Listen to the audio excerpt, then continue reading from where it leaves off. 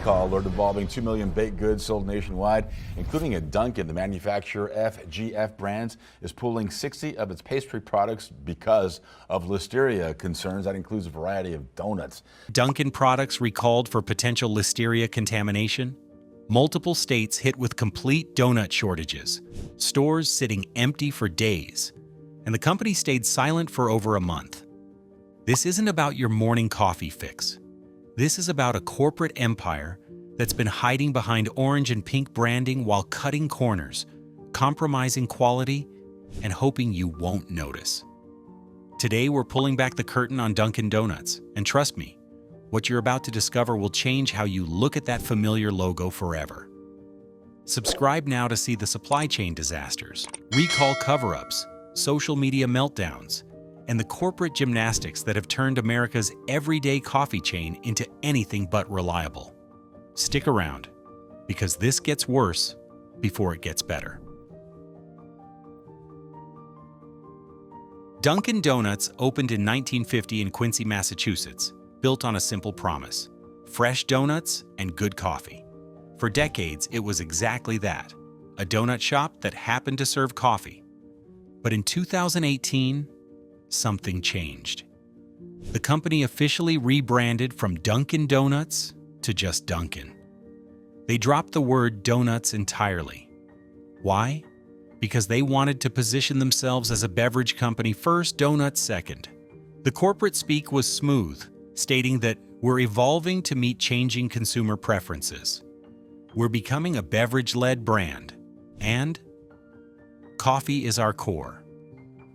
But here's what they didn't tell you. Dropping donuts from the name was the first sign that the company was moving away from the very product that built their reputation. They were prioritizing speed and convenience over quality and consistency. And as you'll see, that shift has had consequences. Fast forward to 2025, and Dunkin' operates over 9,000 locations in the US alone. They've positioned themselves as the fast, caffeinated, convenient alternative to Starbucks. While Starbucks sells you an experience, Dunkin' sells you efficiency. Get in, get caffeinated, get out. The problem? When you prioritize speed over everything else, something's got to give. And what has suffered is quality control, supply chain reliability, and the very donuts that made them famous in the first place. January 2025, Nebraska. Multiple Dunkin' locations woke up to a nightmare scenario. You walk into a Dunkin' and the entire donut display is empty. Not a single glazed, not one Boston cream, nothing. The signs posted on doors and drive-through windows were almost comical in their simplicity, explaining a manufacturing error. The corporate speak couldn't hide the embarrassment. This was a company called Dunkin' Donuts, with no donuts to sell. A manufacturing error at a company called Dunkin' Donuts? That's like McDonald's running out of burgers or KFC running out of chicken. It's not just inconvenient, it's a fundamental failure of the business model. But here's the scope of this manufacturing error. Stores in Omaha, Lincoln, and Grand Island in Nebraska were completely donut-free for multiple days. Reports came in from New Mexico and other states. According to Jack D'Amato, a spokesperson for Inspire Brands, about 4% of Dunkin's U.S. stores were impacted. Let's do the math. With approximately 9,000 U.S. locations, that's roughly 360 stores. 360 stores with no donuts. For days. The customer reactions were exactly what you'd expect: confusion, frustration, and disbelief. Longtime customers couldn't comprehend how a company built on donuts could simply run out. The absurdity wasn't lost on anyone. It's like McDonald's running out of burgers or Subway running out of bread. When pressed for details, Dunkin' representatives were surprisingly vague. They mentioned a single supplier and supply chain issues, but wouldn't name the supplier or explain how a single source could cripple hundreds of stores across multiple states. This reveals something crucial about Dunkin's business model. They're not making donuts in each store like they used to. They're dependent on centralized production facilities and complex supply chains. When one link in that chain breaks, hundreds of stores go dark. And the employees? They were left to face angry customers with no real explanation. Staff members were as bewildered as customers, dealing with delivery trucks that arrived empty and corporate explanations that explained nothing. This wasn't a one-day hiccup. This was a multi-day, multi-state failure that exposed just how fragile Dunkin's supply chain really is. But the donut shortage was just the beginning, because while customers were dealing with empty shelves, something much more serious was happening behind the scenes. February 2025. The FDA announced a massive recall. Over 2 million baked goods, including numerous Dunkin' products, due to potential listeria contamination. 2 million. That's not a small batch recall. That's a production disaster. The recalled products read like a Dunkin' menu. French crullers, coffee rolls, fritters, chocolate donuts, raspberry donuts, Bavarian donuts, and yes, even munchkins. Products that millions of Americans consume daily. Dunkin' and the manufacturer, FGF Brands, got very careful with their language. They emphasized that no donuts or food contact surfaces ever tested positive for listeria. They called it a precautionary measure. But here's what they didn't emphasize. This recall was based on environmental testing at one of their facilities. Something in the production environment tested positive for listeria.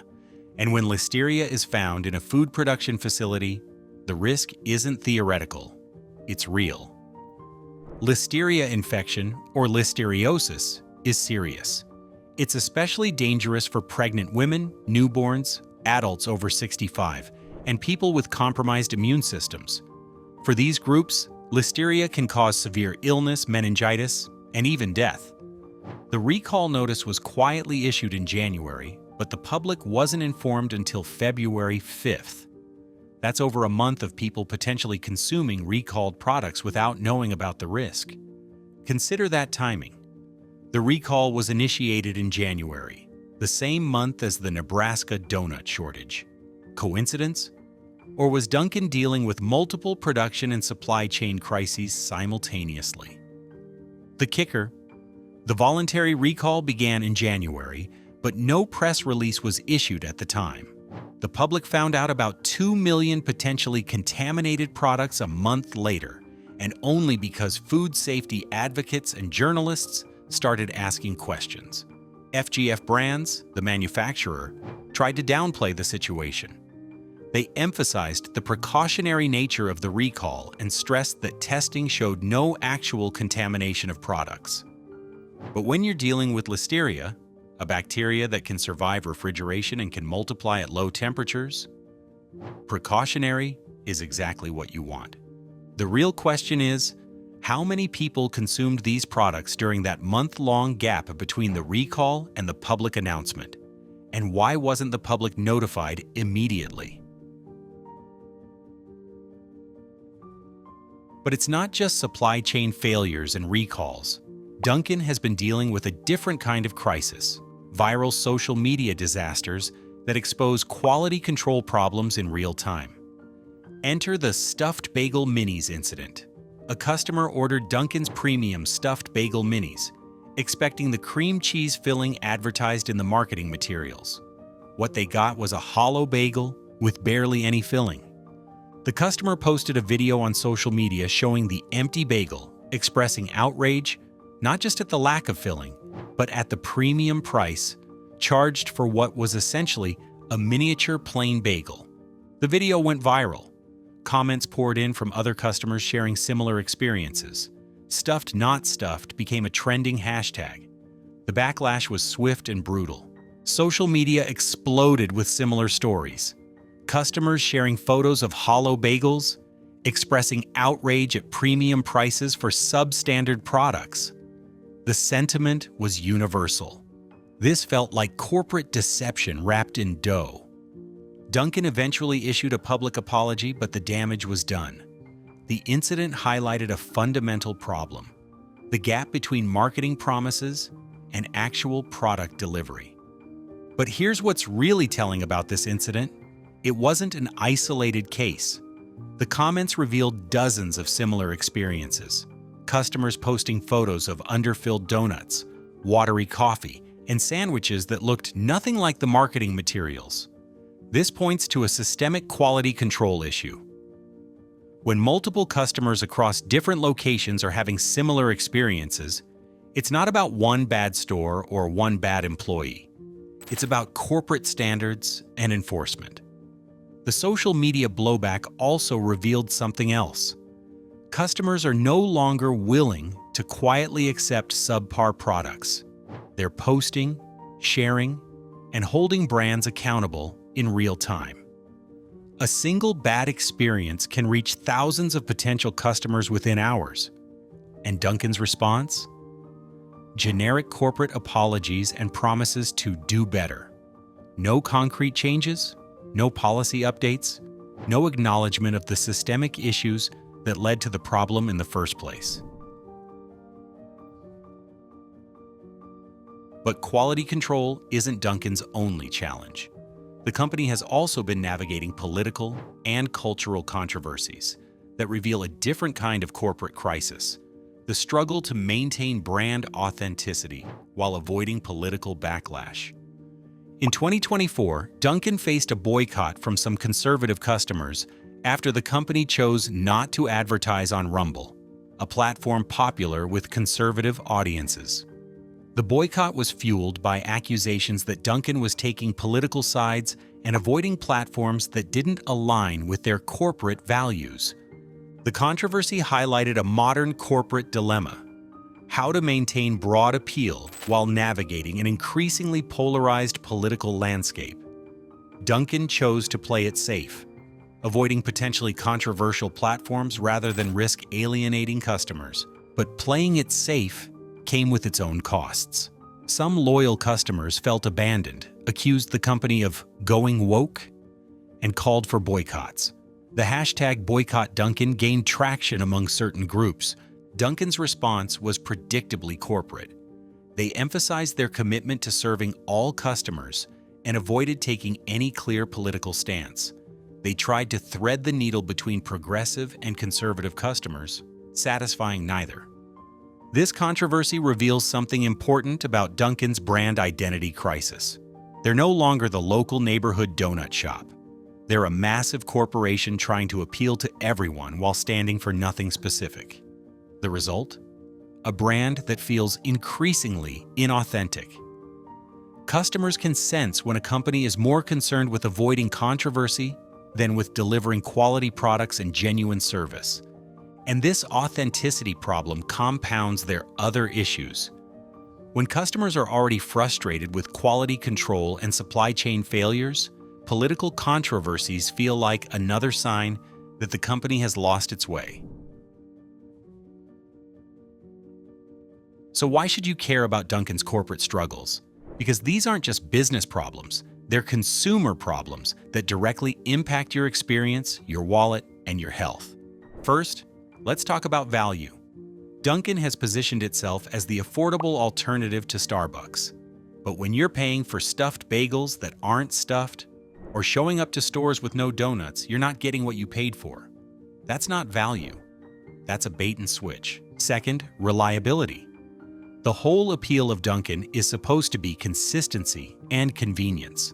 America runs on Dunkin is their slogan. But when 4% of stores can't fulfill their core function, selling donuts, that promise of reliability crumbles. Third, and most importantly, safety. The listeria recall wasn't just about disappointing customers. It was about potential health risks. When a company prioritizes speed and cost-cutting over safety protocols, consumers bear the risk. But there's a deeper issue here: trust. Trust that when you buy a product, it will be what it claims to be. Trust that the company has proper safety protocols. Trust that they'll inform you immediately if there's a problem. Dunkin's recent track record doesn't inspire confidence. A month-long delay in announcing a recall. Vague explanations for supply chain failures. generic responses to quality control complaints. For younger consumers especially, Gen Z and millennials, brand trust is everything. These generations are willing to pay more for brands they trust and abandon brands that disappoint them. They're also more likely to share negative experiences on social media, amplifying the impact of corporate failures. And here's the thing, Dunkin knows this. They know that their customer base is increasingly value-conscious and authenticity-focused. They know that social media can make or break a brand's reputation, yet they continue to prioritize efficiency over quality, speed over safety, and corporate speak over transparency. Let's dig deeper into the Nebraska donut shortage because it reveals fundamental problems with Dunkin's business model. Modern Dunkin' stores don't make donuts on site like they used to. Instead, they rely on centralized production facilities that distribute products to multiple stores across wide geographic areas. This system is designed for efficiency and cost savings, but it creates massive vulnerability. When one supplier has a manufacturing error, hundreds of stores can be affected simultaneously. That's exactly what happened in Nebraska. A single supplier's problem cascaded across multiple states, leaving customers without the product that defines the brand. What is really concerning is Dunkin wouldn't identify the supplier or explain the nature of the manufacturing error. This lack of transparency suggests either that they don't fully understand their own supply chain, or that they're intentionally withholding information. In the food industry, supply chain transparency is crucial for both quality control and crisis management. When something goes wrong, companies need to be able to trace the problem quickly and communicate clearly with customers. Compare Dunkin's response to how other companies handle supply chain crises. When there's a recall or shortage, successful companies immediately identify the source, explain the problem, and outline specific steps to prevent future issues. Dunkin's response? Manufacturing error? Single supplier? Supply chain issues? That's not transparency, that's corporate deflection. And this points to a bigger problem. Dunkin may have optimized their supply chain for cost and efficiency, but they haven't optimized for resilience or transparency. They're dependent on suppliers they won't name, using processes they won't explain with backup plans they apparently don't have. The centralized production model also creates quality control challenges. When donuts are made off-site and transported to stores, maintaining consistency becomes harder. Temperature control, freshness, and handling all become variables that can affect the final product. This explains some of the quality complaints on social media. When products travel through multiple steps and handlers before reaching customers, there are more opportunities for things to go wrong. Despite all these problems, people keep going to Dunkin. Why? Because the company has built powerful psychological and practical hooks that keep customers coming back even when the experience disappoints. First, there's habit. For millions of Americans, Dunkin is part of their daily routine. They don't consciously choose Dunkin each morning. They automatically drive there, order the same thing, and continue with their day. Breaking habits requires conscious effort, and most people don't want to spend mental energy rethinking their morning routine. Second, there's convenience. Dunkin has over 9,000 locations in the US. They're everywhere. Even when customers are frustrated with quality or service, the nearest alternative might be miles away. Convenience often trumps quality when people are rushed and caffeinated. Third, there's the nostalgia factor. For many customers in the 25 to 45 age range, Dunkin represents childhood memories, family traditions, and hometown comfort. It's not just a coffee shop, it's an emotional anchor. Dunkin leverages this nostalgia in their marketing. They emphasize hometown values, authentic experiences, and classic products. They're selling not just coffee and donuts, but a connection to simpler times and familiar places. But here's where psychology becomes manipulation. When companies use emotional connections to excuse declining quality, they're essentially trading on customer loyalty without earning it. The mobile app and loyalty program amplify these psychological hooks. Customers collect points, unlock rewards, and receive personalized offers. The gamification makes the experience feel rewarding, even when the actual products disappoint. And like the Starbucks model we discussed earlier, the loyalty program creates a sunk cost fallacy. Customers who have accumulated points or achieved status levels are reluctant to abandon the system, even when they're unsatisfied with the service. Let's examine how Dunkin keeps customers despite these ongoing problems, because their retention strategies reveal a lot about their priorities. First, they focus on speed and convenience over quality. The mobile app, drive-through optimization, and grab-and-go culture all prioritize getting customers in and out quickly. When you're rushed, you're less likely to notice quality issues or think critically about your experience. Second, they use seasonal promotions and limited-time offers to create artificial urgency. Pumpkin spice season, holiday flavors, and summer specials all drive traffic during specific periods. These promotions mask underlying quality problems by creating excitement around novelty. Third, they leverage price perception. Dunkin positions itself as more affordable than Starbucks, even when the actual price difference is minimal. Customers who believe they're saving money are more tolerant of quality issues.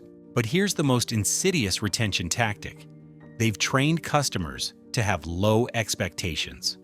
When the bar is set low, when customers expect mediocre coffee, inconsistent service, and occasional supply problems, meeting those low expectations feels like success. This is the opposite of what successful brands do. Great brands continuously raise customer expectations and then exceed them. Dunkin has chosen to lower expectations and then meet them just enough to avoid customer defection. The result is a customer base that's loyal not because they love the brand, but because they've been conditioned to accept disappointment. They keep coming back not because Dunkin is great, but because it's predictable in its mediocrity. So what's the real cost of choosing convenience over quality? Let's break it down. If you visit Dunkin 5 times a week and spend an average of $5 per visit, that's $25 per week, or $1,300 per year. That's not insignificant money, especially for a product that's often disappointing. But the cost isn't just financial. There's the opportunity cost of settling for mediocre coffee when better options exist. There's the health cost of consuming products that prioritize sugar and convenience over nutrition, and there's the environmental cost of supporting a company that generates massive waste through disposable cups and packaging. Most importantly, there's the cost of supporting a business model that prioritizes efficiency over safety, speed over quality, and corporate profits over customer satisfaction. Every time you choose Dunkin, despite these problems, you're essentially voting for this approach to business. You're telling the company that you'll accept supply chain failures, quality control issues, and corporate opacity as long as they're convenient. The bottom line, Dunkin isn't just selling you coffee and donuts. They're selling you a business model that cuts corners, obscures problems, and hopes you won't notice or care. The Nebraska donut shortage, the listeria recall, the social media disasters, these aren't isolated incidents. They're symptoms of a company that has prioritized growth and efficiency over the basics of food service, quality, safety, and customer satisfaction. The good news is, you have power. Every purchase is a vote. Every social media post is accountability. Every decision to choose quality over convenience sends a message. If your local Dunkin is consistently disappointing, speak up. Share your experiences. Hold them accountable. And if they don't respond, vote with your wallet. Because at the end of the day, companies like Dunkin will only change when customers demand better. And demanding better starts with recognizing that convenience without quality isn't really convenient at all. What's your Dunkin' disaster story? Drop it in the comments below. And if this video opened your eyes to what's really happening behind that familiar logo, hit that like button and subscribe for more corporate exposés. Because someone needs to hold these brands accountable, and that someone is you.